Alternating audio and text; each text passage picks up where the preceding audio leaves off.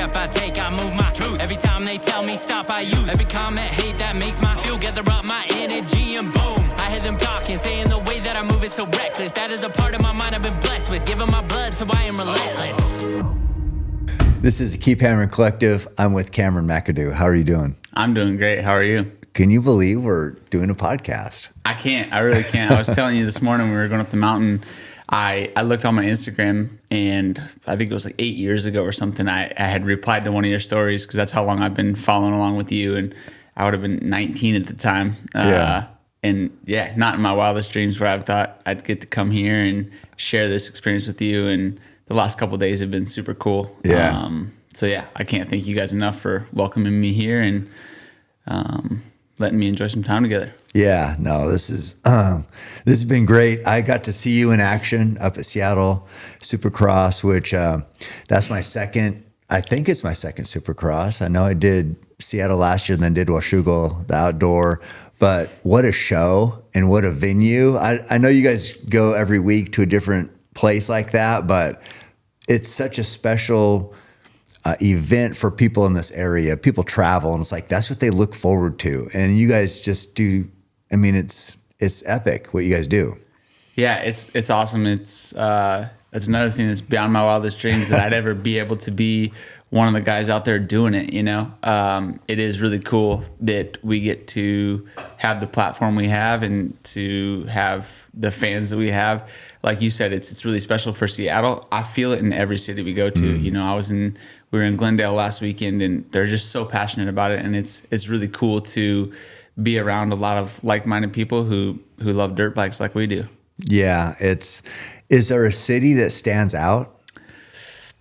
Gosh, it's hard saying.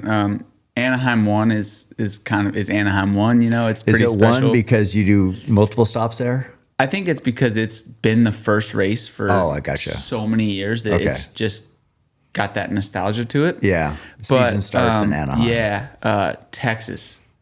Texas is like, when they say everything's bigger in Texas, we raced in Houston this year already, and the fans are they're so good there. That's one. If I thought to stand out, it'd be Texas, whether it be Houston or Dallas. Is it bigger crowds there? Huge crowds. They're so passionate. It's Texas. Arizona was good too. Like, it's super hard, you know. Yeah. But I think if I were to have to pinpoint one down, Texas is usually pretty big. Yeah. Well, I can't. I mean, I love watching it now.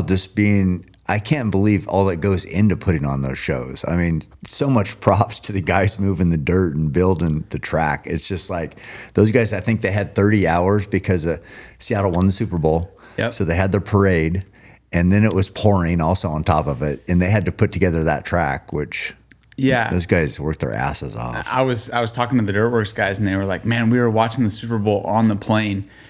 We were praying for Seattle not to win because they knew that was going to put them in such a crazy time crunch because of the parade, and they pulled it off. It was a great night of racing. Very challenging track, but it was a good night. Do you think that they had less time? Did it make the track harder, or is Seattle always hard? I know I heard it's always hard. Yeah, it's always a very challenging track because the dirt breaks down a lot. So it's always a really soft base. Obviously, in the spring in Seattle anyway, the dirt sits outside all year. So depending on how much rain there's been, you're going to have softer or harder dirt. Now, with it being put in later, it didn't get to sit very long. So the track got built literally Thursday morning was when it kind of got finished, and then it rained all Thursday or Friday. Yeah. So it was softer than a normal Seattle anyway. And yeah, it broke down, and they were prepping it every single time on track. I've never seen in my career them prep the whoops in between qualifying 1 and qualifying 2, and they had to, which that says a lot. And I was first heat of the 250s, so I was in the most brand new track there was all night, and by the end of our heat, which is only 6 minutes plus 1 lap, it was already getting really beat down. So I was like, this is going to be an insane track. And yeah, by the end of the 450s, when you see the very best guys in the world making the mistakes that some of the guys were, it shows you how challenging that track was. Yeah, it's what makes it tough is when the ruts get deep. Is that the worst part of it? Yeah, so when the ruts get super deep in a soft base like Seattle was, it's not so much just the ruts, but in the rhythm lanes and the transitions, we call it like they get curbs in them. So it's a rut, but within the rut, the actual face of the jump doesn't have the same angle as normal because it has like almost a hole in the bottom of it. Yeah. Which your bike will hit and it will take a ton of the momentum out and it kicks your rear end up a lot of times. So it's all about coming over and picking a rut, and you can see the ones that have big curbs in them or holes, there'll be black spots in the ruts because of the shadow. So it's being specific there and knowing how it's gonna lunge your bike, and you're landing in ruts, taking off in ruts, turning in them. There's a few venues, Seattle, Indianapolis, that are just they always break down like that, and it makes for a lot more challenging track. And some guys love it, like some guys are like, "This is my track," like they rub their hands together, and some guys like a harder base, and so it's all part of the sport, which is pretty awesome. Because people are probably better at different things. Some people just want to race and they want a hard track, and and then the technical guy is probably like that. Yeah, I guess for sure. And I think Cooper Webb's a good guy in the 450 class, a good example of someone who loves those tracks that break down and they get slower. Like, so the racing was so much slower than what you would see in Arizona, where the dirt stays pretty standardly hard. The whoops get slick and they don't really get super rutted, but the speeds are so high and they stay high all night, where when the tracks break down, we start turning in the very bottoms of the corners because the ruts just keep getting deeper and deeper, and we just get lower and lower. And there's some guys like Cooper, he turns really well in the bottoms and does certain things well, and so those tracks I think serve him more. And then you've got guys who like a super fast wide open track with big lanes, and but I think that's what's cool about our sport. We go to 17 different venues, and at the end of it, the Supercross champion's the Supercross champion because they were the best. Like, it's undeniable. That's pretty interesting. And they hold up the signs on the side. What are the signs telling you? Like, are they telling you track conditions at all, or where to go or anything? No. Sometimes, like in practice, they'll say like 3-3, which means like on the one rhythm lane, I'll talk to my mechanic before and say, hey, on that back rhythm lane, if someone's doing this, tell me, so I know what lane. But that'll just be in practice. During the race, usually it's just our lap time. Sometimes our position depends on what the rider likes. I like to race the clock, so I like to race a lap time because that's what we do during the week. Usually, you know about what position you're in, and whether you're in first or 15th, doesn't matter what position you're in. You want to be in the better position, right? So race the lap time, and then they'll tell us, for me personally, I go halfway. I like to know halfway, and then I like to know 5 laps down. So once I see halfway, a lot of times, depending on where the mechanics area is, I might never see my pit board one time the whole race. But yeah, it'll say, or just different reminders if they see that we're doing something, and they have headsets on and they're communicating with our whole team. So if Mitch is up in the stands and he says, hey, tell him this or tell him that, whether it be, focus, work on your legs, just different little things. Cues. Yeah, exactly. So, because we don't have any communications with anyone when we race. Right.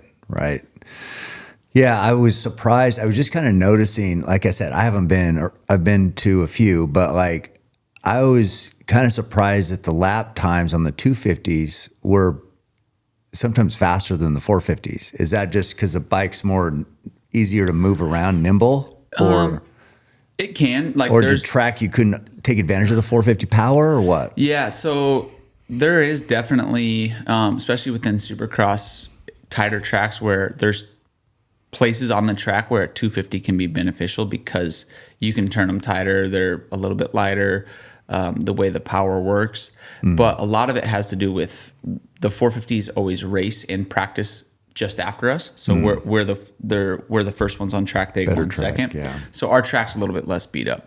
And the 250 class also, you know, the top of it is fast too, you know, so it's like right there. But yeah, a lot of it has to do with track condition mainly.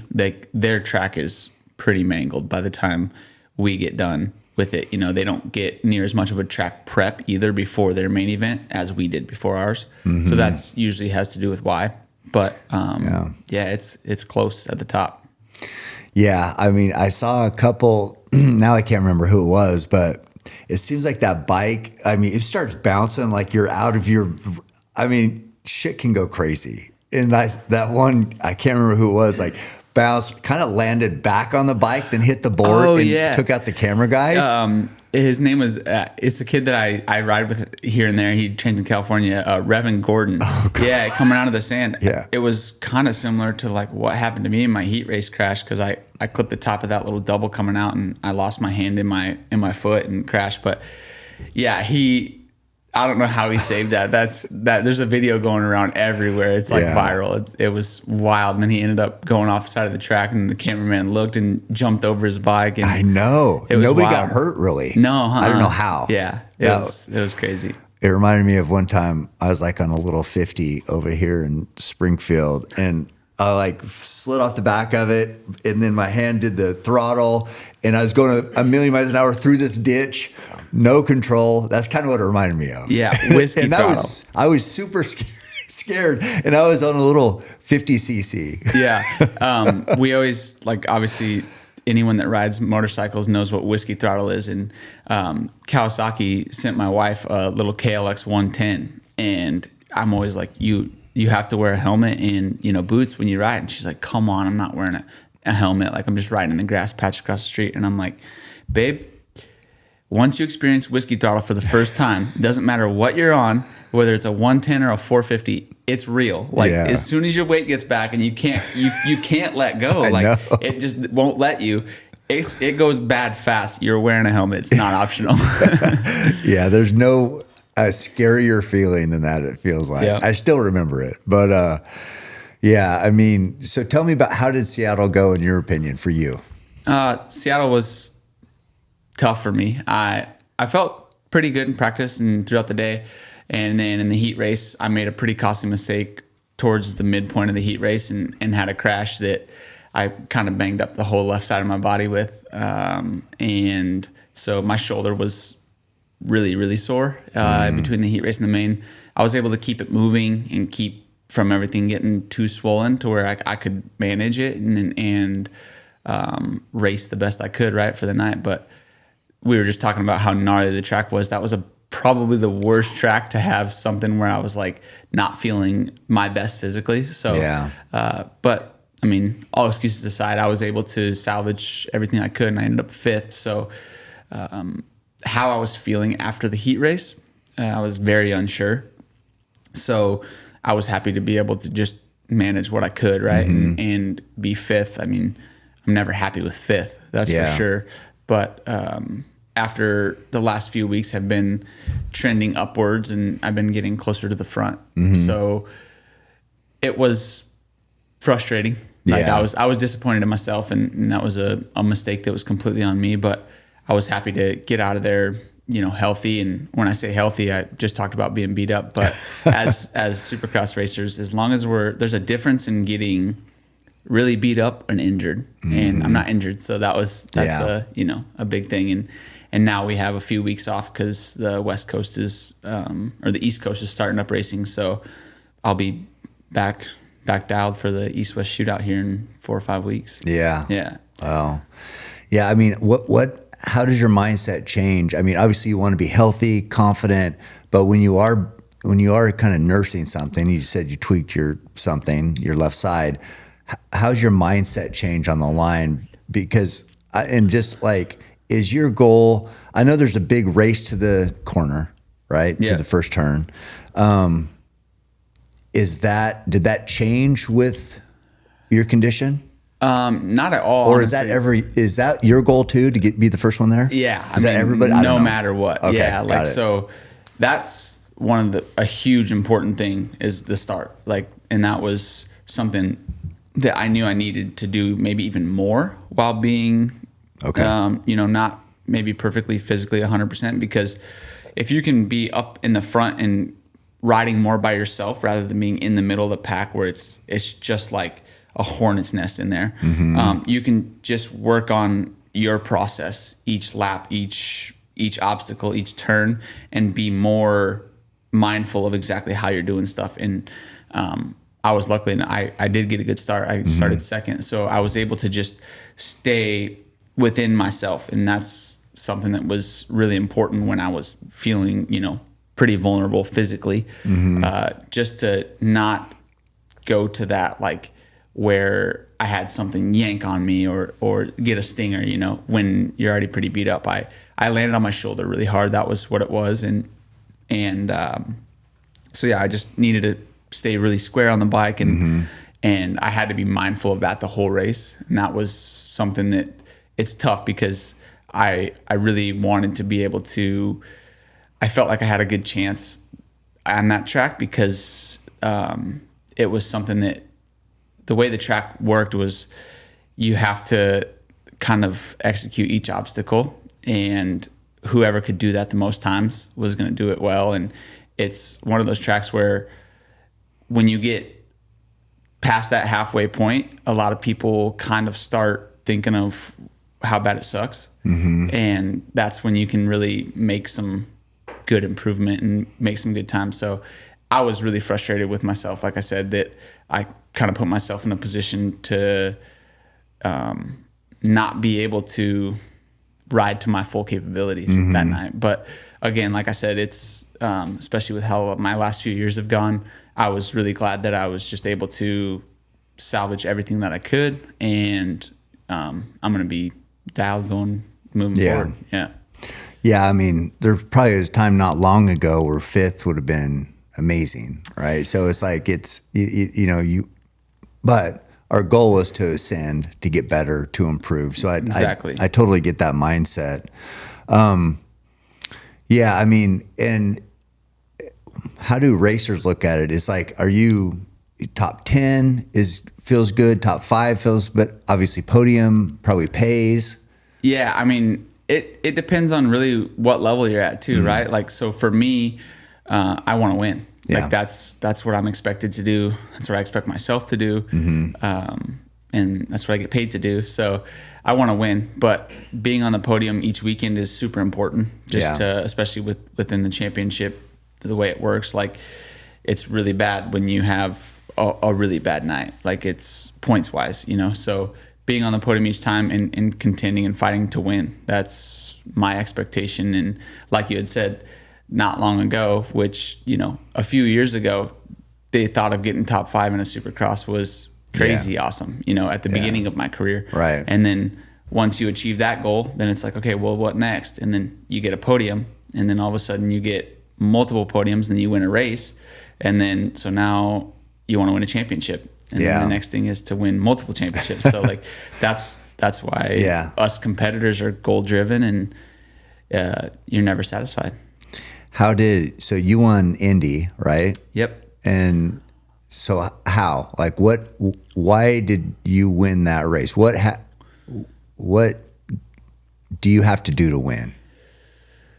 There's a lot of things that have to go right to win, Indy was my third win, but that was my most recent one. And it was a Triple Crown race. So I had a good first race. I won the first race, and the Triple Crown format is Olympic scoring. So I won the first race, and then I think I got second. I think I either got second or third in the second main.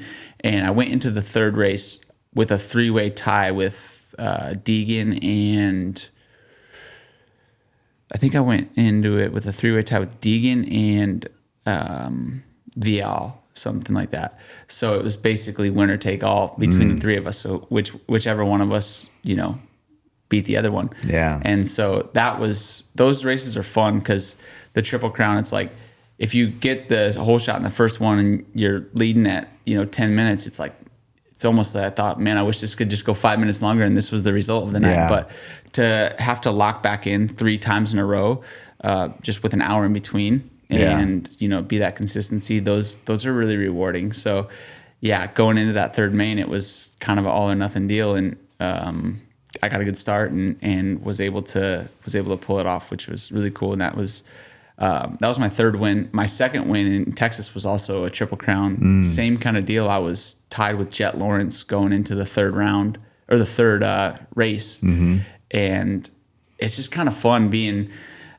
enjoying that, like that hour in between where you're like, there's just so much pressure. Like I've learned to enjoy the pressure and really like, because when you look back on it, you're like, man, during the time it's like almost, stressful and whatnot, but that's what we live for. Like that feeling in between and just to rise to the occasion. And it's really rewarding when you can rise to the occasion, feeling that pressure for that long. Yeah. I mean, and the guys you mentioned you beat are, you're a big name, they're a big name, but you're like one of the best in the world. It's like when everything goes and you're racing to your full potential, you win. Those races prove that. Yeah, it's still like, even hearing you say that, it's like hard for me to think, just because I come from such humble beginnings. But like I have raced the best dudes, and I don't have multiple championships like these guys I've talked on, but I've had my own struggles in which I've, inflicted on myself, and I've not reached what I felt like is my full potential yet. And that's what keeps me coming back. And that's why I'm here to stay. And I'm really excited to continue working towards reaching my full potential. Yeah, no, it's so exciting to watch and to just hear more about the mindset. You mentioned something like a Triple Crown with the hour in between. What do you do during that hour? I mean, how do you take advantage to make sure you're staying locked in? Are you visualizing the track, the race? What are you doing? Yeah, so for me, I watch the 450s just so we can see kind of what the track's doing. Yeah, if it's changing. How it's breaking down, fuel a little bit. Get some quick carbs in, sugar as much as you can. Yeah, In-N-Out burgers. Just kidding. And then, I do a lot of visualizing, because I think that visualizing in anything is super important, because you can visualize things go badly or good, and it's reinforced. It's real.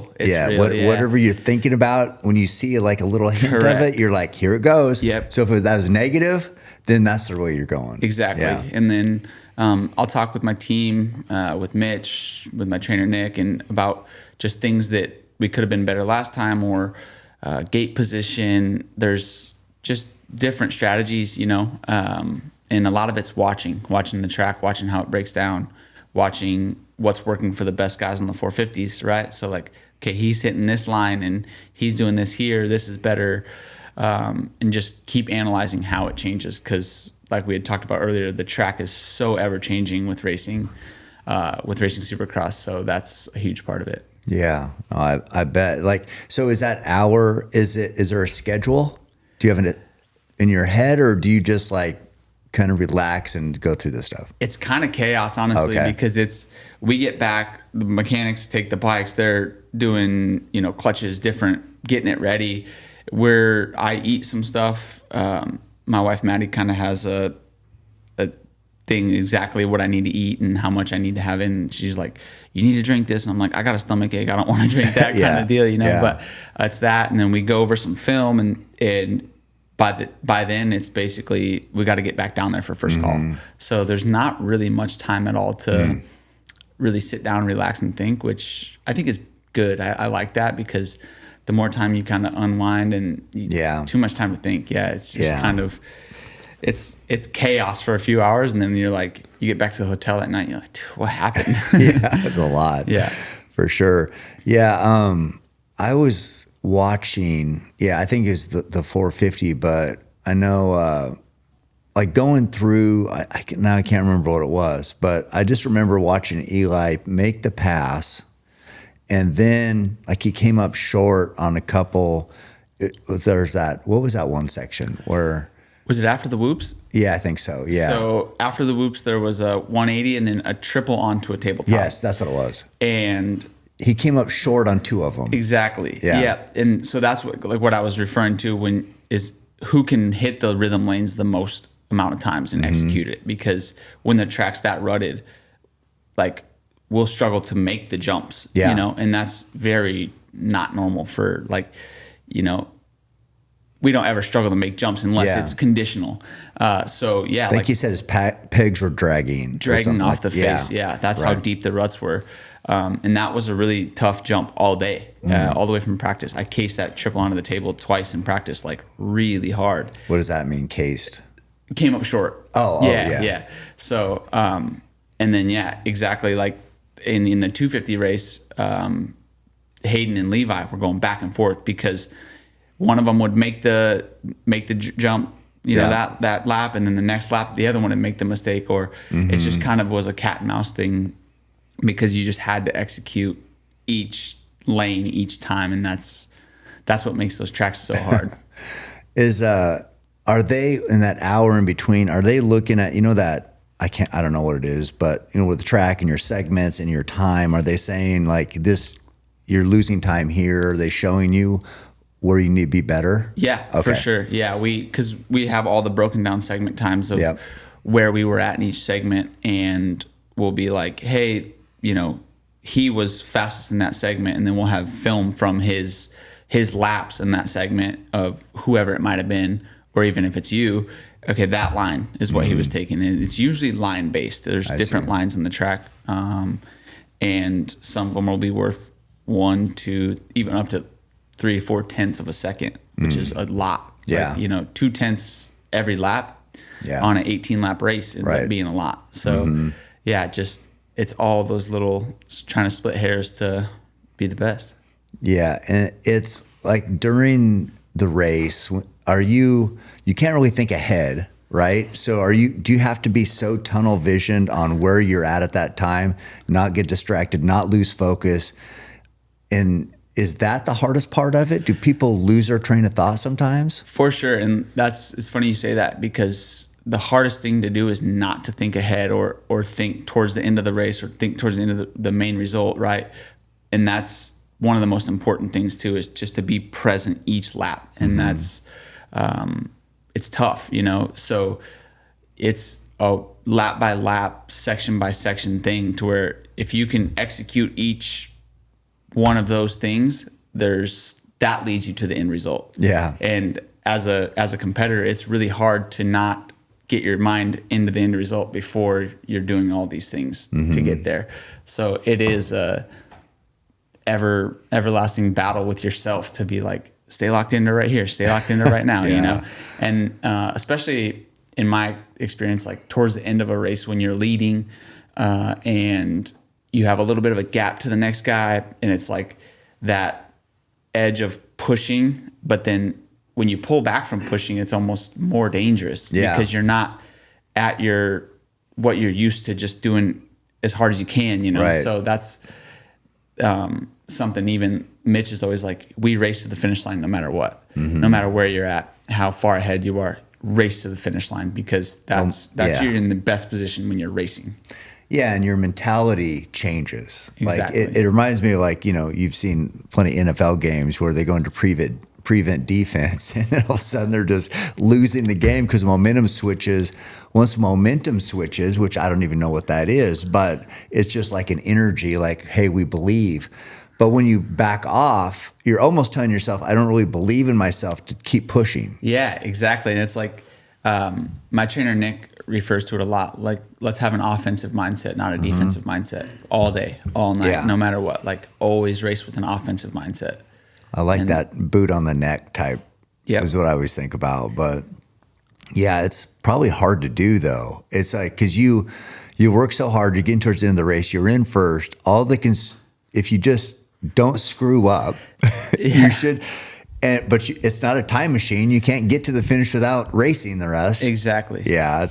Even in running, you know, it's so much slower, but like in the mountains, you have to focus on every step. Totally. And when you lose, that's when you fall, get hurt. But it's such a tax on your nervous system to think that hard for that long. Absolutely. And it's funny, like when I talk to people who don't know a whole lot about our sport, like when I talk about at the end of a race day, when being worn out, it's not so much physically. Like we do more laps daily during the week training than a whole race day's laps. We race probably harder than we train, but a race day is so mentally taxing. You get home and you're just like, holy crap, that was a lot, because you're from the first laps on the track when you're qualifying, it's a different pressure, a different feeling, a different mental engagement that you have, because there's a different expectation than there is when you're at the test track, and there's so much analytics going into it and so many decisions to be made in one day. It's cool. Like, it's a lot. That's what I live for. As America turns 250 this year, Good Ranchers wanted to take a moment to honor the people that helped build this country. Not the ones in the history books, but the ones who wake up before the sun season after season without looking for any kind of recognition. These people are America's ranchers. Most of you know I eat a lot of wild game, but let's be honest, you don't really get a marbled elk steak. And sometimes a good, hard-earned steak is tough to beat. That's where Good Ranchers comes in. What I really like about Good Ranchers is what they stand for. They are 100% committed to America farms and ranches. Every cut of meat comes from right here in the United States. Their packaging and fulfillment happens here. Their customer support team is in-house, and with every order, they donate a portion of their profits to veterans organizations. That matters to me. For more than 250 years, ranchers have fed this country through droughts, wars, recessions, and everything in between. They kept showing up and they kept doing the work. That is a legacy worth supporting. So if you want to support American ranchers and eat great meat at the same time, go to goodranchers.com. As a subscriber, you will save up to $500 a year. And when you use my code Cameron, you'll get an extra $25 off your first order. That is Cameron for $25 off your first order on top of the savings. When you're deep in the backcountry and everything depends on your gear, your knife can't be the weak link. That's why I teamed up with Montana Knife Company to build the Keep Hammering Pack Out. What matters to me in all things is performance. The Pack Out is built to do one thing really well: break down animals efficiently. The blade shape gives you control when skinning, the steel holds an edge, and it's light enough that you don't think twice about carrying it all day. When you're tired, cold, and working on an animal miles from the truck, simple and reliable are everything. Montana Knife Company is American made, and that matters to me. I know Josh Smith personally, and he doesn't cut corners. He cares about quality, doing things the right way, and about building products here in the USA that actually perform in the field. That's why I trust this knife. If you want to check it out, head to montanaknifecompany.com, and right now, podcast listeners get 10% off any knife with code CAM10. CAM 10. The Keep Hammering Pack Out, built for the backcountry, built to work. I mean, what makes somebody elite in what you do? I mean, what is the difference maker, do you think? Mental strength. Yeah. It really is. Yeah. I think that once we've all gotten to the high level, the professional level of racing, or I think any sport, when I say that, the difference, everyone's a high level athlete. Everyone's strong. Everyone's fit. I really think it's mostly mental. I really do. I think that the best dudes are the best racers that I've been around. The guys who've won so many championships, multiple championships, they have a mental edge. Yeah. It's, and there's so much that goes into what is mental strength. You know, it's just like, that's a whole nother podcast. But like, when you were growing up, coming up, who did you look up to? Who were your heroes, basically? When I was growing up, Ricky Carmichael. That was who I watched win everything race. It was, Ricky, James, and Chad Reed were the three who were pretty much dominating everything. And I was a huge Ricky Carmichael fan. He was just, I went to Millville in 2005, I think, or 6, Outdoor Pro National, and he was just the best dude, and that was who I looked up to. What? Because he won, or was it a style, or what? What'd you love about him? He won, and it wasn't necessarily his style. It was just my dad liked him, and I think my dad liked him because he had such a good work ethic, and that was talked about and known. Yeah. And my dad's, just a blue collar dude who works hard. So we were Ricky Carmichael fans as a family, Yeah, And, just get your lunch pail ready. We're going to work. Yep. That's kind of, because I talked to him this weekend, and he was just saying that, and maybe you said this too, but maybe talent-wise, there could be people with more talent, but he would outwork them and just train harder, want it more. Yeah, and that was what he was known for, and that's something that, the way I was kind of brought up, and my family, we respect that, and we were Ricky Carmichael fans. Yeah, Yep. I love that too. Talk about your left shoulder, your left side. Here's my. Oh, I got my. here, hold on a second. Hold on, if I go like this, I think it might be. Yeah, that. I separated my AC joint in 2022. Can you see it, James? Yep. Ooh. So, yeah. And then kind of floats. So it's actually separated down here at my sternum too. And then on my AC joint. So yeah, I broke my collarbone when I was 16 and they plated the whole thing. So, and they told me then when they did that plate that it should never break again, the collarbone, because it's got a plate. The next thing that will happen, your AC joint will go. Well, sure enough, my AC joint went. What does AC stand for? I don't even know what that is. Oh, it's okay. No, because this one's your SC joint, which is sick. No, I don't know. Something, some medical term. Whatever. Yeah. The Adam Cianciarulo joint. Yeah, there you go. So yeah, I got both of them separated on that one. Yeah. So Acromioclavicular. That's exactly what you were going to say, wasn't it? Exactly. Yep. And sure enough, that was the shoulder I landed on this weekend and bummed out a bit. So God dang. Well, yeah, you guys are freaking tough for sure. But also, I mean, you mentioned your dad. We got to run the mountain with him today. He is a freaking beast. I know you said he used to weigh 250. Now he's just kind of shredded, kind of got big quads. So, yeah, was your dad tough on you growing up? Gosh, both of my parents were tough on me growing up, and in a sense, nothing was given to us. My sister and I, we had to earn everything growing up. Perfect. And when I think back on my childhood, I don't think, oh man, my parents were so mean, but I was raised in a way where, we worked for every dollar we got. We had to earn all the stuff we got, and we got to do fun stuff. I mean, I got to ride dirt bikes, and my parents bought us dirt bikes and stuff. Yeah. But yeah, they showed us the value of a dollar, made us earn the value of a dollar, showed us how to respect people. And I think also by leading by example was a big thing that my parents did. Mm-hmm.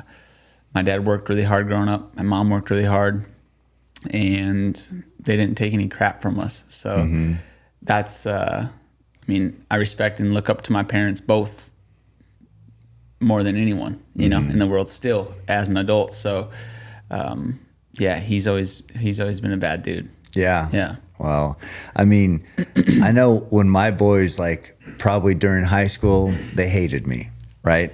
Now we get along great. Was that was it hard when you were a kid and now it's good? Now you can appreciate it more or what? There was times for sure where I was like, gosh, my dad traveled for work a lot. So he was nicer than my mom in a sense, because he wasn't at home as much. Yeah. But you didn't cross him, that's for sure. And another thing I think also was there was never my parents were always on the same page. And so it was never ask dad for this, and if he says no, go to mom, or it never worked like that. You could never play my parents against each other, and that was something I felt like I look back and think that they did really good on. Yeah. That was a huge thing. And even my parents got divorced when I was, I think, 9 or 10, and they went through some rough years then, but all during those times, no matter what, they stayed on the same page with us. It would never be if I'm mad at mom, I'm going to go to dad's house. That didn't work that way. It was. That's rare. Yeah. And it's something I'm forever grateful for, because, I'm grateful for the way I was raised. And yeah, it was tough sometimes. Sometimes I hated working on rental properties. I didn't like mowing lawns. I didn't like, trashing out rentals or whatever it might be at the time. But looking back on it now, it's one of the most valuable things I've ever given. Well, a lot of people have divorced parents. I know I do. And it is really hard to get divorced parents to stay on the same page, because it's always like there's always bitterness because the marriage didn't go well. So for whatever reason, and then kind of the kids are kind of used as a weapon a little bit against each other. And it's like, it's hard anyway. I mean, that's a hard situation anyway. Then on top of, then you get this other stuff. Props to your mom and dad for, doing the best they could in that situation. Yeah, for sure. And I have friends who've got divorced parents, and similar deal, like you're saying, the kids are used as a weapon. That's a great example. And yeah, there was multiple years right after my parents got divorced where, I was around some knockdown, drag out, whether, phone conversations or whatever. They weren't friends, that's for sure. Yeah. But they both agreed on one thing, and they had one thing in common, and they were going to raise their kids the right way, right? And looking back on it now, my dad comes out to California where I live, and my mom lives in California now too. They're friends now. They bicker, they talk crap to each other, and I am very forever grateful for them staying on that same page, because I was, pretty young. I was in a lot of forming years, when you're 9 to 15. I'm grateful for the way I was raised. Yeah. Well, that's good. And you have a sister? Is that just you guys? Yep. Okay. Me and my older sister. My sister's 4.5 years older than me. And she's a badass too. Yeah. And I kind of just said that my two parents are the people I look up to the most in my life, but I always refer to her as, she's kind of like my goal for being as good as a person. Whether it be strength, mindset, the way you treat other people. She's insane. She's awesome. I look up to her for so many things in life, and we actually live together, but yeah, she's in the Navy. I just strive to be like her. Yeah. Well, I don't, your attitude for being such a young man is like, I don't know. I feel like I need to learn from you. I don't know. I definitely don't have it all figured out. That's not even close. And just saying that actually is a good sign. No, I'm just doing my best, right? Like we all are. I understand. I did hear, I listened to Gypsy Tales, and Jace, he's such a good guy. Man, that's a long podcast. Yeah. That was like 3 hours, wasn't it? It was a long one. Yeah. But it was so good. And I think I'm going to do his podcast at some point. I think he's, we were coordinating something recently, but I learned a lot about you and during that, and talking about, I heard about Loretta's before, like when AC was on here, because he was like a Loretta legend, wasn't he, as a kid? Yeah, I think he has the most, or close to the most ever, Loretta Lynn's championships. Growing up. He was, I remember going to Loretta's and going by the Team Green pit and like looking at his bike, and it was just like, he seemed like a movie character to me, and this is when he's only a couple years older than me, so he might have been 13 on a Super Mini, and I was just like, holy crap. But he's already celebrated. Yeah. What stood out to me was the time you were like looking forward to playing in the creek and not having to race, and your dad came over and he had a number for you or whatever. You're like, hey, you get to race, and you're just like, that's kind of like, that sucks. No, yeah. So my sister qualified. Like no matter what, every year my sister would be able to qualify. She was fast enough to qualify for Loretta's. So that year I was an alternate. So they basically 42 people can qualify for Loretta's. So to say what Loretta's is, just for people who don't know. So Loretta Lynn's is the biggest amateur national motocross race in the world. And there's a qualifying process that you have to go through to do it. So you go through an area qualifier, and there's multiple area qualifiers in each region. And then you go from your area qualifier top. In my region, it was top 8 go from the area qualifier to the regional. So that goes, I think maybe 60 people from all the areas go to a regional, and then only 7 out of that regional make it to Loretta Lynn's. Okay. So it all boils down to the 42 best people in each class for that year. So for us, it was a huge goal to qualify for Loretta's. That was, a huge goal. You made nationals, basically. Yeah, exactly. Yeah. It's a big deal. And my sister would always be able to qualify. And there was a few years where I was an alternate. So out of the 42 that make it, the next in line that didn't quite make it, if someone doesn't sign up out of those 42, they'll take an alternate. Well, we went to Loretta's because my sister had qualified, and it was, it was kind of like our family vacation each summer if we could go to Loretta's. Yeah. So we were there. We had my bikes and whatnot, and I wasn't in yet. And they went up to sign up, and I was young. I was like, man, this is the first time I'm going to Loretta's and not racing. And that was where I was thinking, right? And my parents came back from sign up, and my dad had a bib, which we wear a bib at Loretta's. It's just kind of the thing there at that specific race. And he threw it to me, and they were all excited. And I was like, well, I was like, yeah, I was excited. But inside I was like, dang it, man. Cause I felt like I had to, I was under the pressure that week. And then what's funny looking back is there was no pressure. Like my parents didn't put pressure on us as long as we tried our hardest. Yeah. I mean, I think I probably got 35th that week or 32nd out of 42, but I was a little competitor, man. I wanted to do good. So then there it was. I was racing that week. So that's kind of a funny story looking back on it. For sure. Yeah. The reason I'd say that, like one time when Truett was a freshman, he made state in cross country, and there's like a couple hundred runners here, entire state. He ended up getting last, very last. He was the very last runner at state. So he was the littlest guy, a freshman. I always like trying to focus on, hey, it's cool that you made it to state. You know what I mean? It's just like kind of like making it to Loretta's is a big deal. But like instead of the fact that you got dead last, let's just focus on you made it to state as a freshman. But it's really hard to convince. Well, I had a hard time convincing him that was a win when everybody else is coming and here comes the last kid. But it shows because it shows what kind of person he is. We were just talking about it today, where his goal is to go make Olympic trials. Trials. So like that mindset is what's gotten him to where he's at in life. No, he didn't have it then. Yeah, but it was developing. That was part of giving him that mindset, right? It had to be. So well, all our experiences, lead us down a path, and hopefully, you're on the right path. As I've talked about this with Jelly Rolls, like a lot of people kind of they're off the path. They're never going to get anywhere because you're going the wrong way. Yeah. But once you're on the path, which, maybe he was at that time, the mindset wasn't there. But once you guys get on it, then it's just a matter of time. Then it's just like, okay, I'm on the path. I know what it takes. Now we just got to put in the work. Keep trying. Keep hammering, keep showing up. Yeah. And, so but that story is funny because it's not like, I think what, people see you guys at this level and they think, oh, they've just always been elite. This has been their whole life.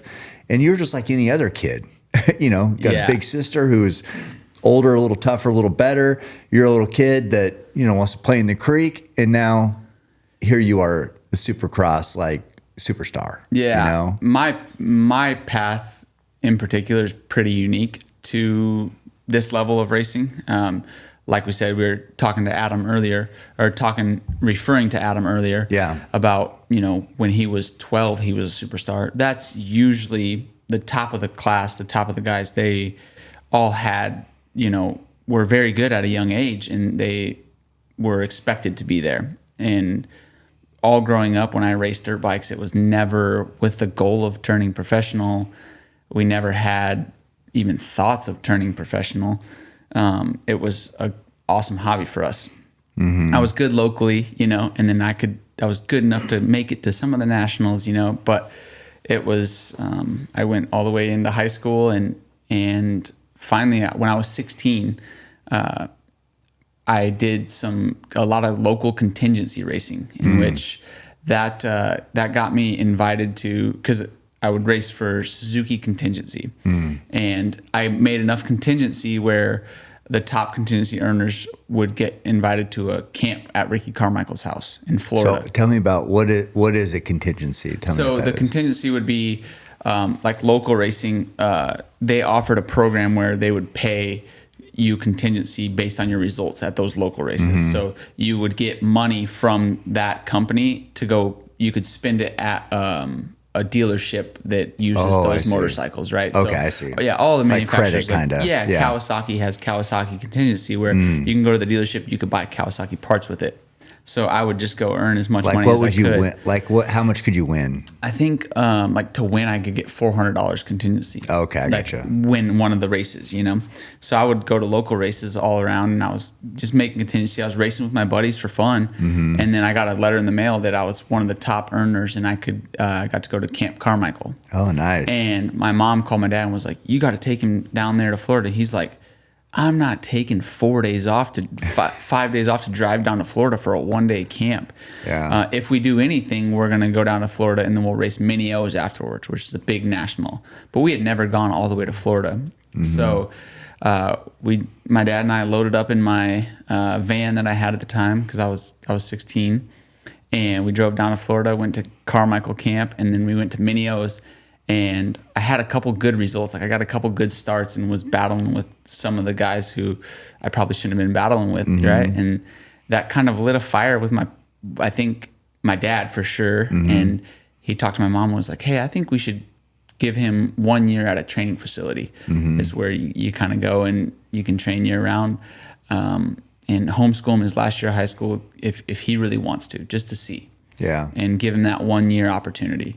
And that winter, I lived in Iowa, went to high school. I was down in my basement and I had a road bike on rollers, and I was road biking in the basement, just training. I felt like I was training for something. I didn't know what, right? And my mom was like, "Hey, pick where you want to go. Your dad and I are going to send you somewhere.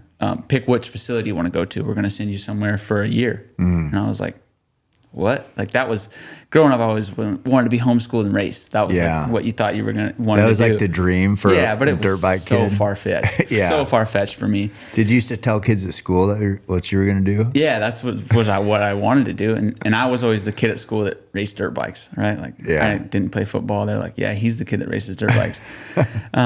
So I was like, "What? Like that's crazy." And then one thing led to the next. Were you pumped? Oh, couldn't be more ecstatic. Like, Really? Yeah, and it was definitely not like we're sending you there. It was like we're gonna let you do that. Yeah. Like what you've always wanted to do. Okay. And so we're gonna How do it much for does a that year. cost? Like what is the investment in that?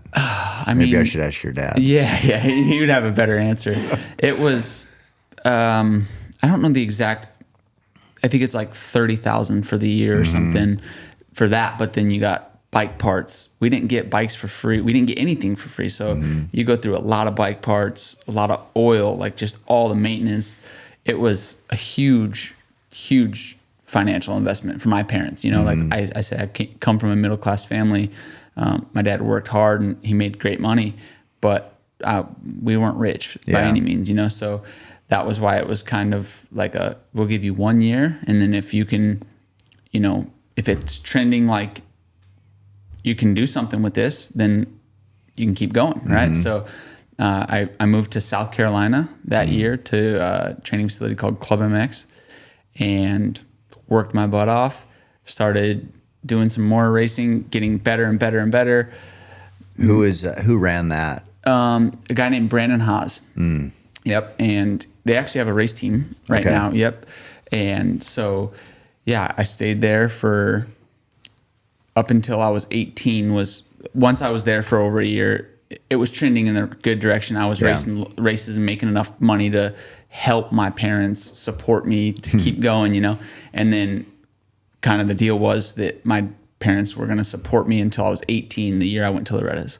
And if I couldn't make it on my own by then and make enough money racing to keep living, it was go back home. Yeah, Dad said he always had a job for me. So And luckily, you knew what that was. That wasn't a great. Yep, that was exactly. That was working your ass off every day. That's right, in a different way. In a different way. Different type of work. Yeah. So Not for glory. yeah, correct. Yeah. And so that year I signed my first contract, and it was an amateur contract with a team called Moto Concepts, and they took me throughout the rest of that year. That would have been 2016, and it was Mike Alessi rode for the team, and he was training at club, and his dad was the team manager, Tony Alessi, and he called his dad and was like, man, there's this kid here who he's got, they're doing it all on their own. He's pretty good, and he tries really hard. Mm-hmm. And the team owner, Mike Genova, at the time was like, oh, we'll leave the semi at Daytona, which was a supercross race, which they do an amateur race the next day, and we'll give him some tires and give him a mechanic, and I could pit out of their semi at Daytona. That's a big deal. I was isn't like, it? that's a huge deal. Yeah. Huge deal. So we drove my van over there, did that. He came, I met Mike Genova, and he was like, man, I like this. This is cool. He never really had anything to do with amateur racing. So he helped me out through the rest of that year.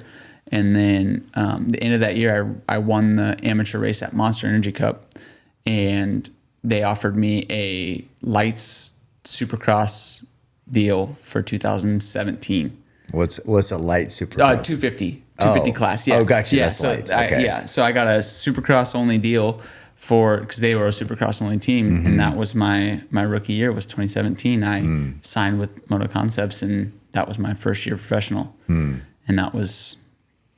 Yeah, I was able to make enough to keep going. Yeah. And that was where it all started. And went from there to Geico Honda.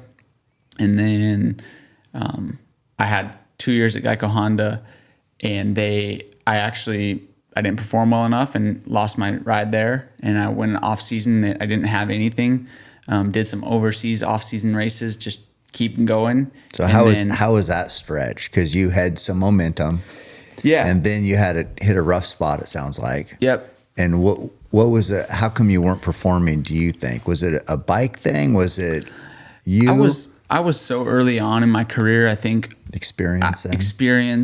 I didn't believe in myself. Like I was still kind of starstruck at the fact that I was on a factory team. I was just like, happy to be there. How could I even be here? How is this even real, And then these two brothers from Australia, that they found that they were going to bring over to the United States. It was these two kids that raced in the MXGPs, and they were the Lawrence brothers. Mm-hmm. And they came over. Yeah. Yeah. And then I lost my ride, you know? So I didn't have a ride throughout that whole off season. And then I was actually flying home for Christmas, and I was at the airport, and the owner of Geico called me, Jeff Myshak, and said, last conversation we had, you remember how I said things change quick? And he's like, we had a rider break their collarbone, and we need a fill-in guy for the entire West Coast season. So back to Geico I was, and I had my shot again, Nice. And so, I raced that whole Supercross season, got 5th in the points, got my first podium in the East-West Shootout in Vegas, and that kept my trajectory, kept me going, So then I got another fill-in ride that outdoor season with Troy Lee Designs KTM. Missed the first 3 races, and then got a fill-in there and raced that outdoor season for them. And that was when I earned my ride at Pro Circuit.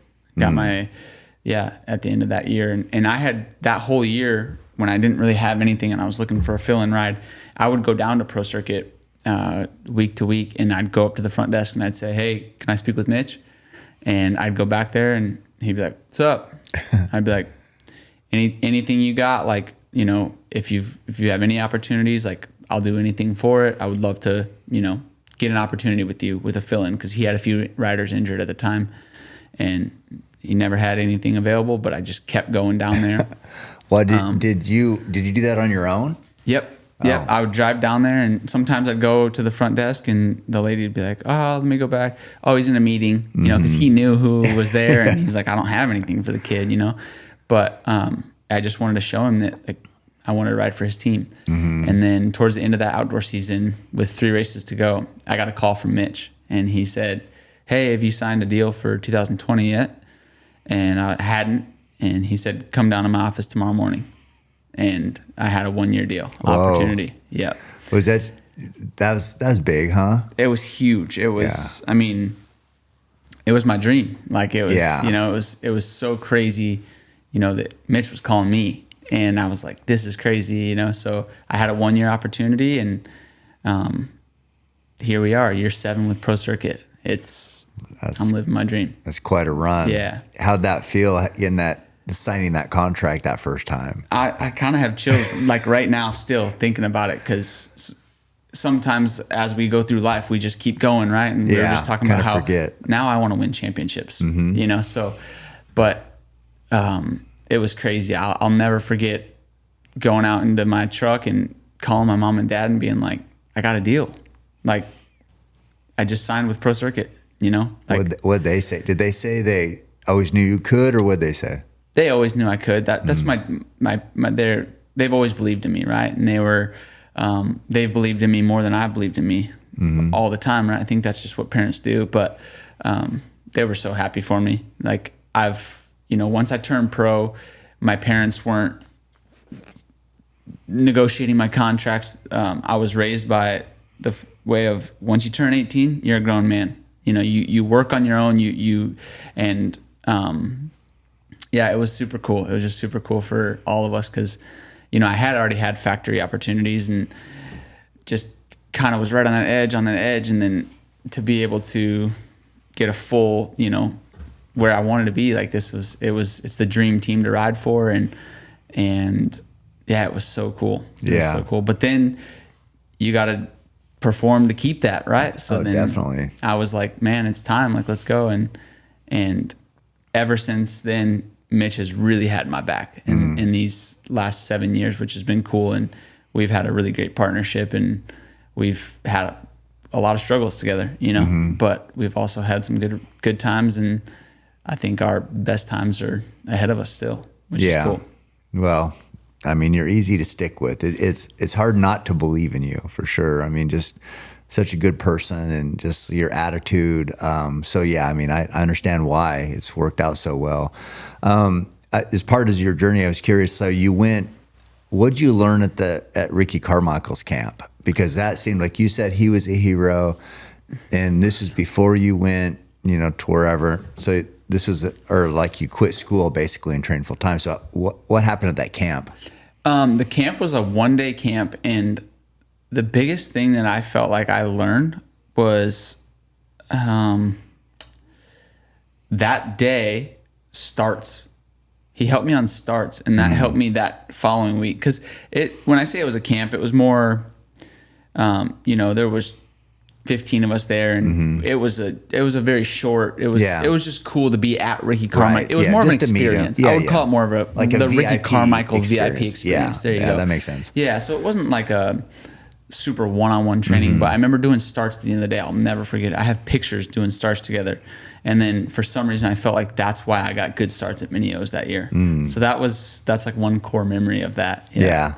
So, but it was just being at Ricky Carmichael's camp. Yeah, it was crazy. Like, I couldn't even believe it. Yeah, that's pretty sick. So what it is about starts? What makes a good start? Why are people good at starts? Oh gosh. If I had the exact answer for that, I think I'd pull every whole shot. There's so much to it now. We're starting on metal grades now. So body position, RPM, rev point of the bike, clutch release, getting the bike not to wheelie, but to just go forward to get momentum. Because if it wheelies, then you have to pull the clutch in again.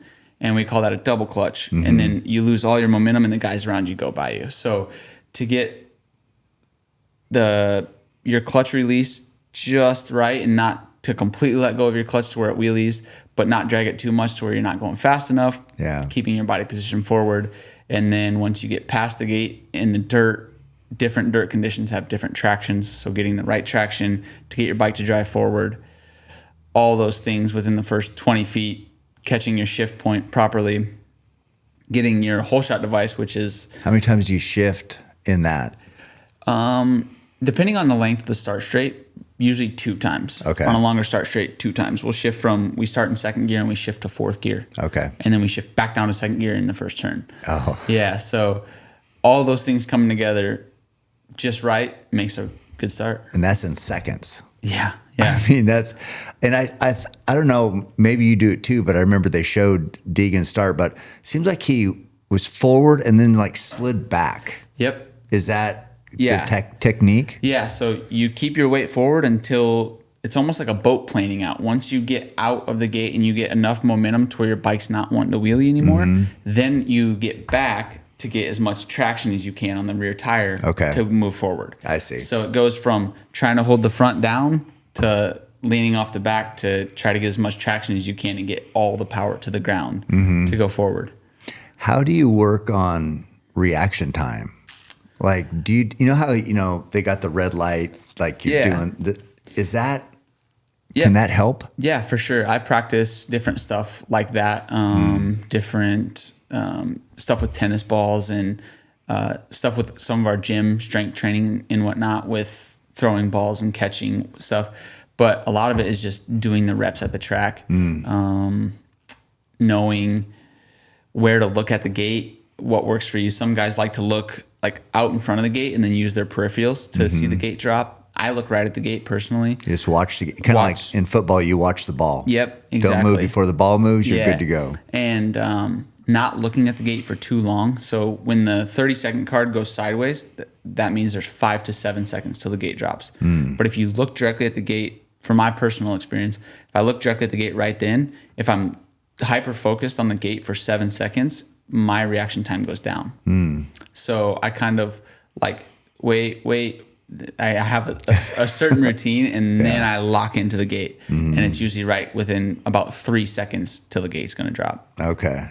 Yeah. So, and so many of us do it so different, right? So that's what's kind of cool about we're all unique in our own way.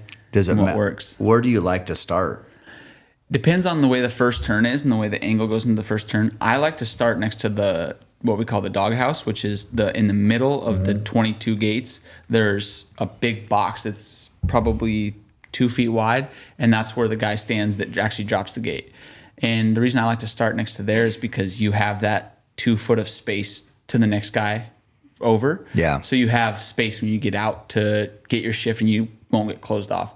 Sometimes the way the first turn is doesn't serve the box because you need to be a little bit further inside to have better track position coming into the first turn. So it all depends on if the first turn's a left, a right, a double apex, which is kind of a 90, and then it goes straight a little bit longer and then another 90. So it's very track dependent.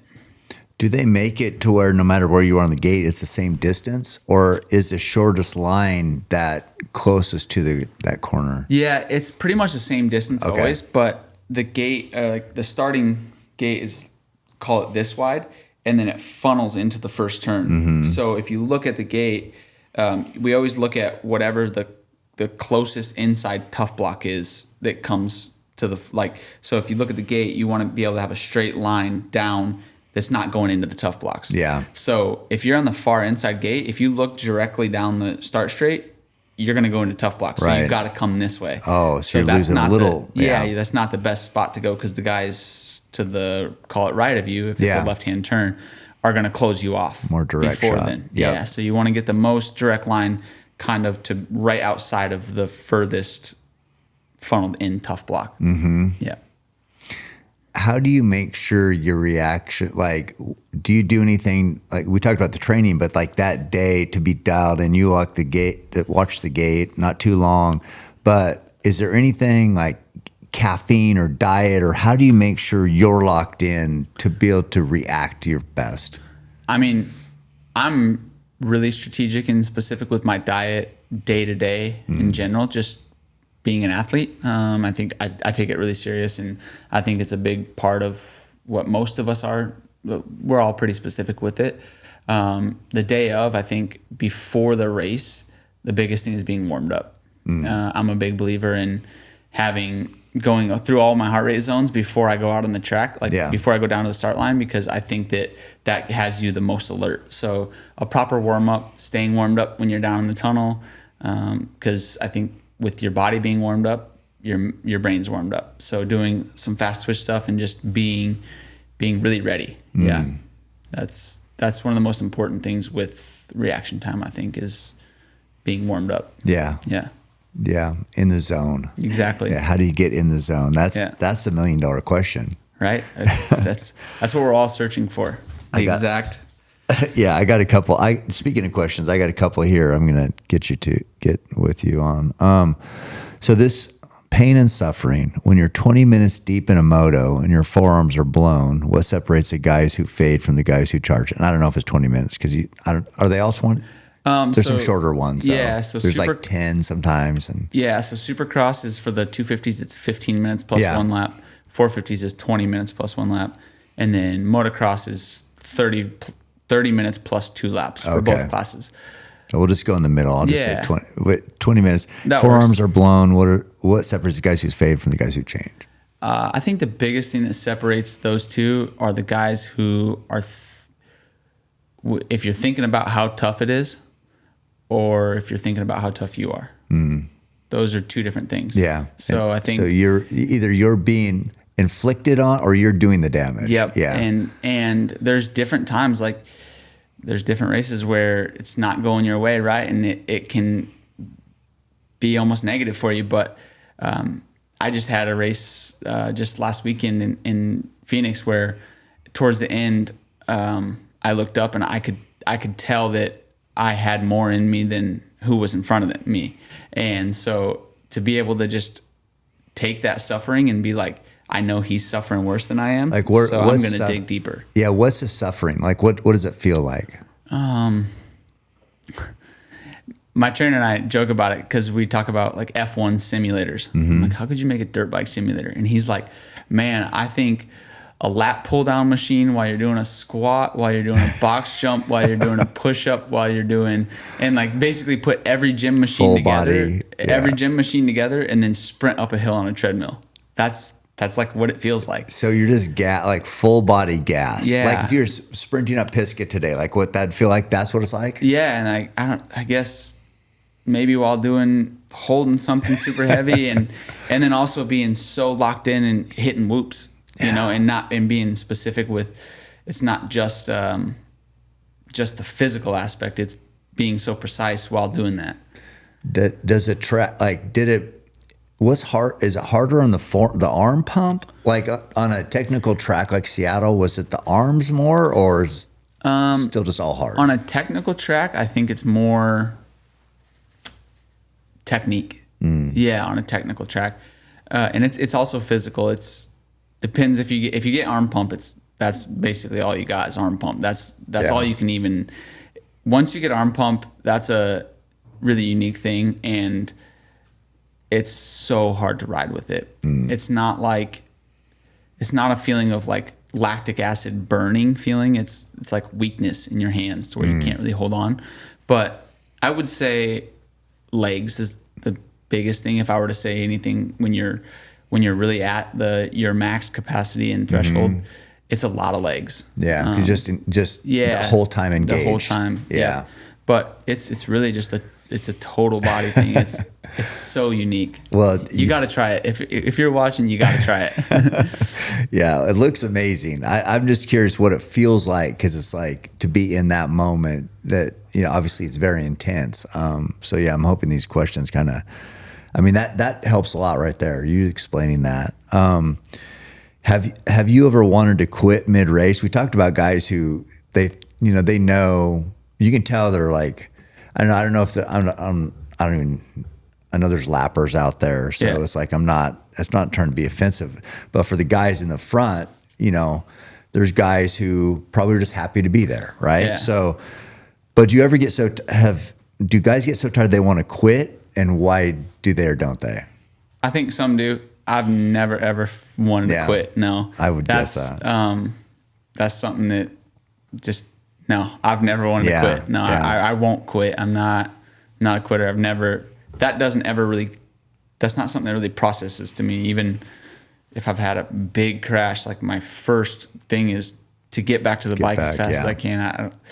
That's just, I think, kind of going back to the way I was raised maybe, but it's definitely not in my DNA to think of, man, I want to quit right now. I want out somehow. Yeah, no, like, because I've talked to even fighters about this, where they're getting their ass kicked so bad, like maybe do they ever feel like the other fighter kind of lets them get that arm under the neck? You know, because they're going to get their way out. It's not super obvious. You can act like you're kind of fighting it.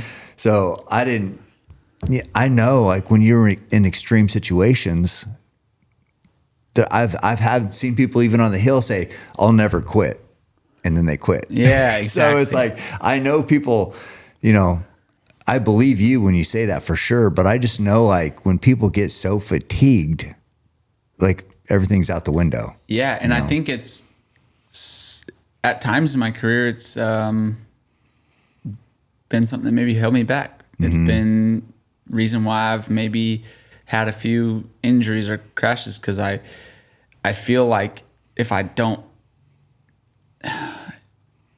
sometimes I've given too much because I'm just too determined to get that guy or not let the guy get me, and I feel like I'm being a quitter if that happens, or if I can't, you know, doing more than I'm capable of at the moment, right, at times. So that's something that I walk that fine line of what I am capable of. Right. Yeah. So yeah, I get that. It's and I mean, because I can see, like, if you're behind a guy and you feel like you're losing contact a little bit, what to stop you from just hammering it and just getting up there and then maybe wrecking, right? Exactly. So. That's something I'm working on. Huge. You know, that's something that's been big for me in my career. Is I've kind of always been so determined to give it my all every time. And sometimes what I think my all is more than my all has been. And that's something I'm working really hard on. And that was similar to, like, last weekend, where I got a little excited in the heat race and had the crash that I had happen, and getting fifth. You know, I rode in fifth, and fourth was right in front of me the whole time, and I was trying to get him. You know, but in the past I would. It's funny, my the Cowie guys say, like, sometimes I would see red, and, like, we don't want you to see red, right? Be intentional, and not seeing red is hard for me, because when I say see red, just do whatever I can to get him and get that guy, and just I gotta win, you know, and just staying within what I'm able to do at the moment, that time, and finding that fine line, but the very top of it. That's what I want to have, the top of it. You know, I want everything out of myself that I can get that night to be able to leave and say that I gave it my all. What did you say, like, in the heat race? You said you got, what'd you say? I can't remember what the word you said, but why'd you wreck?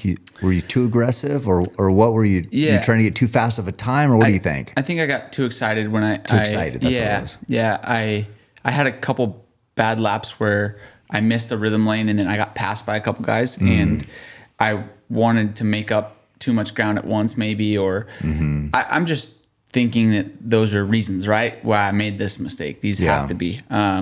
So, and I made just the slightest little mistake. I caught the top of a jump out of the sand section, and I was catching that every time. That time I clipped it a little bit more than I did, and I was a little bit sideways, and I lost my hand off the bike. Yeah. My hand and my leg kind of slipped off, and I had a crash. Like, it wasn't any crazy crash, but just that one little slip up where I was like, I always try to do my very best to take full responsibility for each thing that happens. Yeah. You know, it wasn't like, I'm not going to say, oh, well, it was just the way the track was, and it was slippery there, and it was the track's fault. Like, that's no way to be. So, I felt like I was maybe just a little too aggressive at the time for what was available. Yeah. No, I like the full ownership part. I was talking to this bow hunter the other day, and he was saying, like, one time, you know, he had he shot at a bull. He didn't think the broadhead performed. And I'm always like, yeah, I get that, but you put the broadhead on your arrow. So you made the decision to use that one. You accept whether it worked or didn't. That was your choice to use that, right? So it's like, you can always find a reason to blame something, or you can say, that was on me. Yep. That's on me. I got to get better. And it sounds like your attitude is that, you know, Jocko Willink kind of extreme ownership. Like, no, I'm in control of this. All these other factors, everybody else is dealing with too. We got to do our best. With the patience part, again, I'm talking a lot about this last race just because that was the one I was at, but I know Eli was behind and we talked about when he passed, but it seemed like he was pretty patient in that race. And he wasn't like, and I don't know what his mindset is, but you said like sometimes you want to make it all the way up. It seemed like he was like, he knows it feels like his conditioning is elite. I can't remember who told me, maybe he told me, but it was Neil, I think, told me this, but his lap time doesn't change. Like it's within a second, like the whole time. Yeah. So I think he just knows I don't need to pass him right now.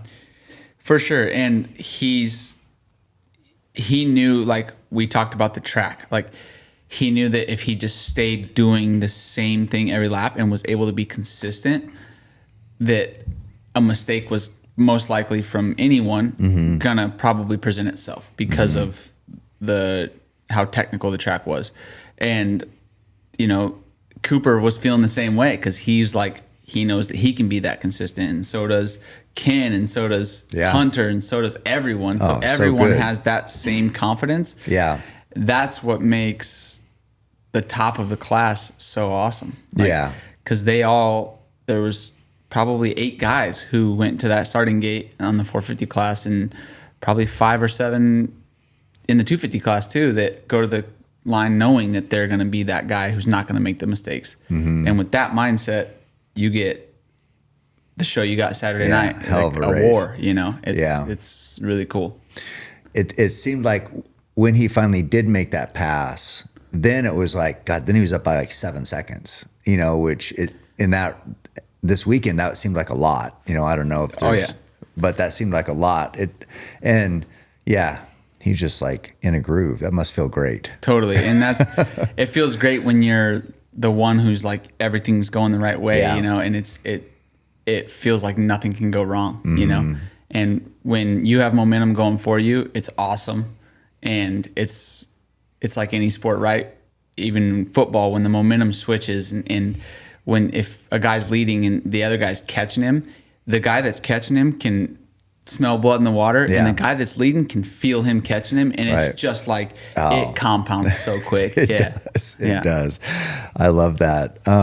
So we talked about like who you looked up to coming up and the heroes. So who do you respect now? Who do you like think you learn the most from now as your coworkers, your constituents? You do the same thing. You're competitive, but you're still doing the same job. Yeah, gosh, I respect all of them. I respect even the guys who I battled with last night or 2 nights ago in Seattle. Like, just because I know what it takes for me to be at this level, I know it takes the same amount of commitment, work ethic, and all the things for them to be at this level. So I respect everyone. Eli and Cooper, they both have different ways of. I always say Cooper's a dog. Like you can't count him out. He can qualify 12th. He doesn't care. People say he's doesn't have the speed or the this, that, and the other thing. He doesn't care. His mindset is pretty awesome. And Eli, because he's just going to be there, and he's pretty quiet, not very outgoing with,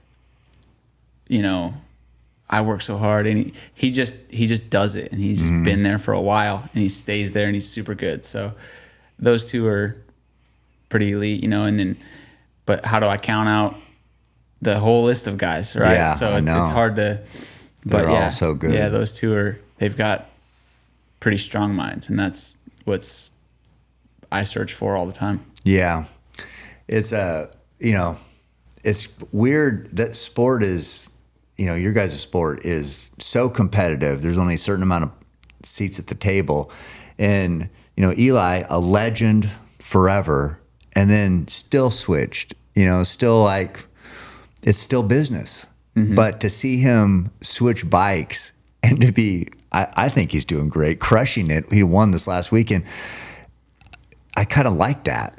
It's like, it's amazing because I could see if I was him, I'd have a chip on my shoulder, and I'd be like, okay, watch this. Yep. And he never says that because he's, but I just like that. Yeah, You know, he does for sure. He I think Cooper has he races with a massive chip on his shoulder, and that's why What's that from?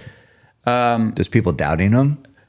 I think it came early on when I actually, he's even said it. So early on when he raced with Adam Cianciarulo growing up, and Adam was always so much better, and Adam's even talked about it, and Coop just gained a chip on his shoulder from that. Yeah. And he has that fighter mentality. He does some stuff, and he does subtle little things that are just like, I'm like, wow, he's a dog, and he just has his little quirky ways of being mentally strong. It's cool. Yeah. No, I like all the different personalities. So, I mean, the sport needs everybody, but you get like you so respectful, and Eli kind of quiet. Then you get a Hayden, right? Yeah. These characters. It's like, how does that environment work for the racers? Yeah, we kind of talked about it on the mountain this morning. Like, I think it's great. I think our sport needs all the different personalities, and I think sport in general does. Like you said, I race against Hayden, and I respect Hayden. He and I aren't so not the same as a person, right? But if he's that, super flashy, out loud, and that guy, and then I'm more just kind of like the normal dude that, walks day to day. So yeah. I think that us having all the different personalities is super cool, and it gives the fans the opportunity to be a fan of whatever kind of person or whatever racer they want to be. And it's really cool. Yeah. It's fun to even race against the guys and just to be around different, mindset people, but we all have the same mindset in a sense too, which is cool. Yeah. It's, some people would say like, Hayden talking shit and doing all that. It's like, you make it harder on yourself, because if you make people hate you, you're making your job harder, right? For sure. You make your guys you work with hate you, you're making your job harder. But I almost think, I said this on one of these interviews, I don't know Hayden. I know Brian. I don't know Hayden, but he might have to do that to get in the zone he needs to be in. Like if he was, do you remember when Conor McGregor turned into like, then he was nice and like whatever, and then he got his ass kicked?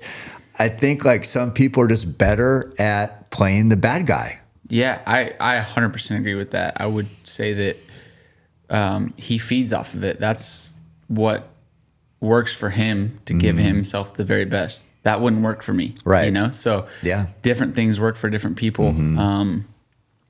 And yeah, like he loves that type of stuff, and that's what's cool. Like I said about all the different ways of doing it. We referred to Cooper Webb earlier, how I think he loves feeling like he's backed up against the wall and doubted. Yeah. And that I kind of enjoy feeling doubted. Like when I say enjoy it, like I'm excited to kind of be like, oh yeah, remember me. Yeah. If I was injured last year, and the second race I was on the podium in second, and some of the media's like, oh man, like McAdoo's back, and I'm like, yeah, like you guys have act surprised every year when I podium the first time again, like right away. I'm not surprised. Like this is what I work for. Well, you needed to do the Nate Diaz then. I'm not surprised, mother. Right? Exactly. My post after the race, have that soundbite on there. Yeah. Yeah, it's I love all the personalities elevate the sport, because you said different people are going to appeal to different segments of the population. Some people are going to like the brash, the loud guy, and some are going to like the Midwestern, just respectful, and that's good. It takes everybody, That's exactly right. And it's like, I think it's cool. Yeah, one thing I like maybe even with these podcasts, I know you've done others, but like just putting different eyes on the sport, and because I haven't been around Supercross, motocross really at all. I've had bikes growing up, but never even just, like I said, little 50cc and then I had a street bike. But like I'm learning so much about it, and it's so interesting, and the training and the mindset. It's just like that elite level performance is so cool. And so many people are seeing it. Like if you go on YouTube and like you put in Seattle Supercross, there's tons of content, right? And you guys are all featured.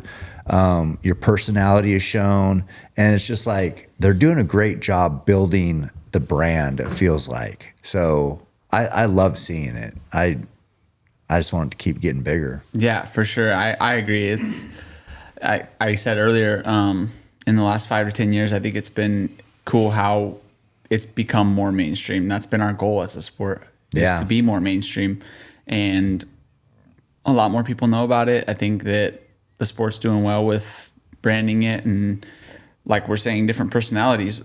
Hayden has a huge following, and that's so helpful for our sport. Yeah. Ken Roxon has a huge following. Eli Tomac, like the stars of the sport, are getting huge followings, bringing big people with big followings like yourself into the sport. It's so cool that you've gained a liking to our sport and brought your following here. And it's what we need. Oh yeah, I just like shooting a bow on Lumen Field. Yeah, see, and I think it's so cool that I'm here and got to run up the mountain with you and shoot a bow with you today. Like I said, 10 years ago, I was like a huge fan. So this is I'm still like, this is rad for me. Yeah, that's great. So speaking of shooting a bow, I heard one comment. Your dad does talk shit too, which is cool. But I heard one comment in the bow rack that you have a bigger buck than he has. Is that true? That's true. Yeah, I do. My first buck I shot is bigger than, I think, yeah, for sure, any buck. He's back here behind me, than any buck that he has. And this actually kind of goes back to a funny story. We were shooting 3D targets with this group when I was younger. My older friend, who I shot bows with a lot, he would go up into this archery barn and shoot 3D targets, and I'd go with him sometimes on a Wednesday. And my dad came with us one time, and it's a big group of guys and whatnot. And the year prior, my dad had shot a deer he'd shoot a deer every year for some meat, and there was all these 3D targets, and we were shooting them. And I walked up to this one, and it was this little tiny spike buck 3D target. And I said, Dad, I was maybe 8 at the time. I said, Dad, that looks like the deer you shot last year, right in front of all the guys. And he was like, you little, and that story is pretty funny. Yeah, that's a good one. But, well, it's shooting a bow today. So we had a great day. I mean, we shot bows, we went to good breakfast. We did, hit the mountain in the snow. It's like, so tell me about your day. What did you think of it? I couldn't have asked for more. I was really bummed that I banged up my shoulder so much on Saturday, because all day yesterday I was like, man, I really hope I can shoot the bow with him, because I've shot well. And because my shoulder, like I was saying, I kept it warmed up for the main event and stuff, and then once it was all over, everything swells and tightens up, and it just hurts. So getting to go run up the mountain, and then snow at the top, rain in, that was so fun. Got to bring my dad with us, which is such a cool experience for myself and him.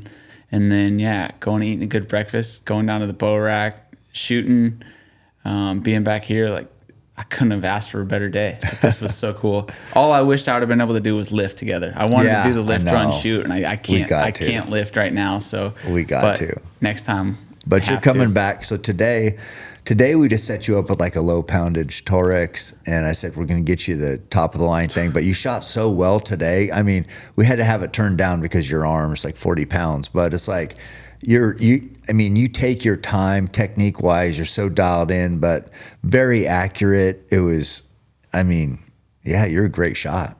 Thank you. And also your cardio. Holy shit, dude! You can run up a hill. You did great. I think we could have pushed a little harder. I know you could have pushed a little harder. But no, it was good pace. You're good. It was fun. Yeah. I enjoyed it. I was telling my dad last night in the hotel, man, I hope we can suffer pretty good together tomorrow. Yeah. Like, it's going to be fun. So. Well, I was not expecting you to do as well as you. I don't know why. I should. I've had AC did it. He's not racing. Yeah. So whatever. And Brian, of course, he's not racing. They both did it. But I don't think I've had an actual moto guy. No. So I'm like, well, no wonder you guys, people say how good a shape you guys are in, because you did great today. That was fun. That was fun. It was great. I liked towards the end of the climb, it just kind of kicks up just a little bit more. Yeah. And you can kind of just dig a little more. And I didn't really know how much farther there was. I was like, man, is this going to be like a false top? Which are we going to keep climbing? Which I'd have kept going. Like, I'll keep trying. Yeah, it was so epic up there in the snow. I mean, people are really liking that reel we put up. But what an amazing day so far.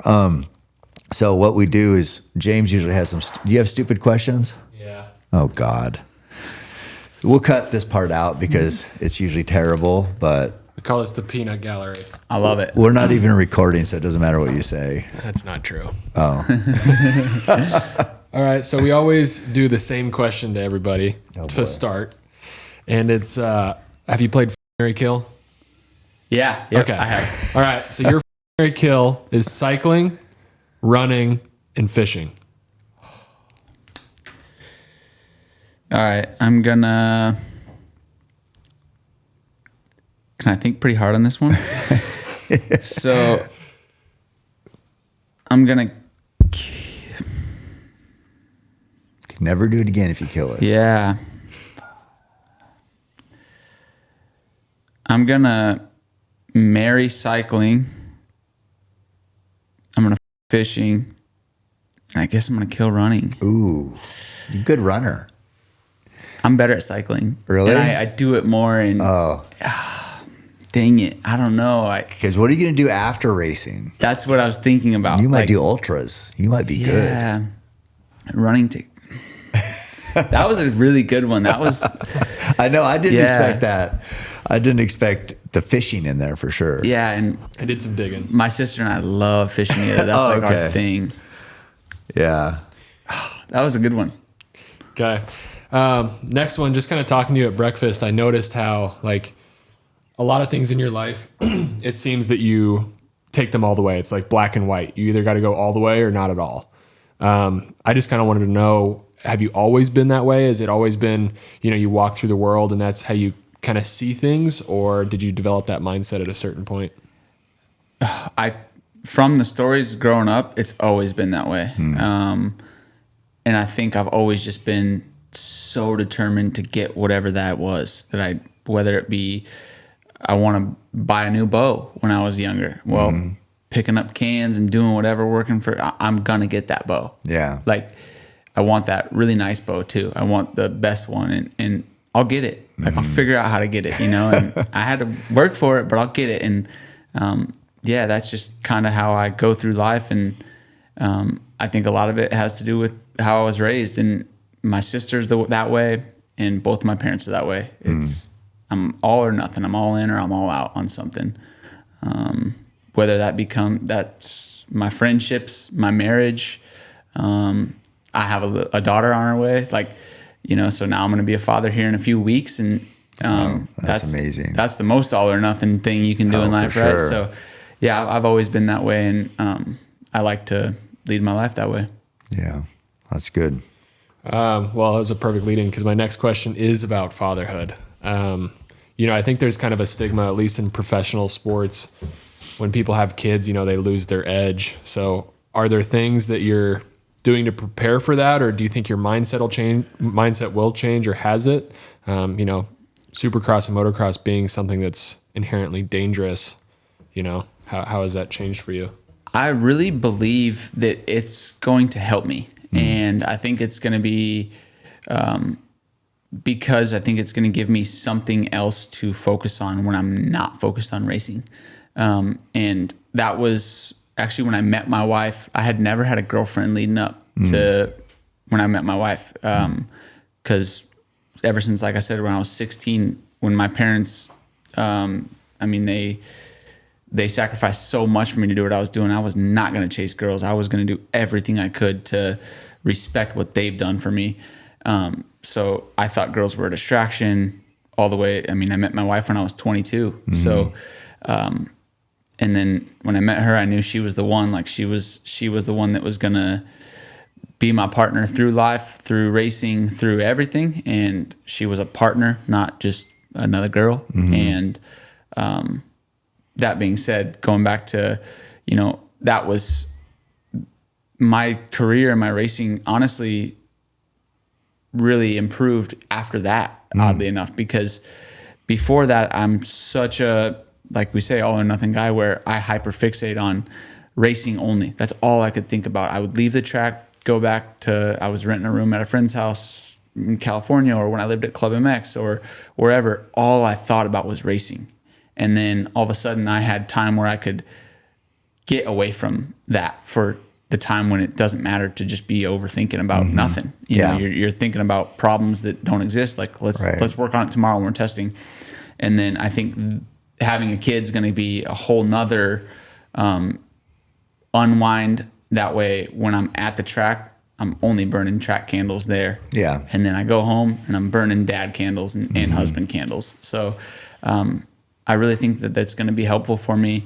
And yeah, I race for my family now, you know, not just for myself or not just for myself and my wife and my parents. Like now I got a baby girl at home. So it's cool. I can't wait for all the challenges of it. I can't wait for the frustrations that I know it's going to be. I really hope I don't get payback from how I was growing up because I can't even imagine raising myself. So yeah, I'm really excited for it. Oh, that's good. Well, I know it changed me for the better when I had kids because I was a screw up and that was like, okay, what am I doing? So it is like it's a turning point and you can, how it's going to impact you is whatever you tell yourself. You know, I mean, if you tell yourself this is good, this is going to make me whole, a better person, a more well-rounded person, to have something else, as you said, to focus on, then that's what it's going to do.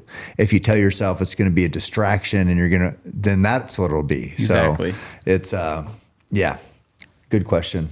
Okay, last question. This one might be dumb, but, you know, like, listening to interviews with F1 drivers or other drivers at high speed sports, you know, they talk about like certain times they've entered kind of like a flow state where it was almost an out of body experience. They couldn't do anything wrong. Is there something similar or is it so rough that you're usually always, you know, pretty, I don't know, conscious of what's going on? No, there are those days where you do enter a flow state. I've had certain races where it's felt that way and certain days where, like you said, you feel like you can't do anything wrong. Everything's clicking off just right. The laps feel good. And those are the days that's what brings you back. And that's not the only thing that brings you back, you know, but that's what keeps it so fun because you can seriously have that day and it might be a Monday at the test track. And then you can go back to the same track the next day. You're the same guy as you were 24 hours ago and struggle so bad. And it's so weird. And that's what the search for greatness is. It's so fun to search for your best and to never be able to always get it. Right. Yeah. Yeah. No, I like that. It's quite a journey, huh? Yeah. Love it.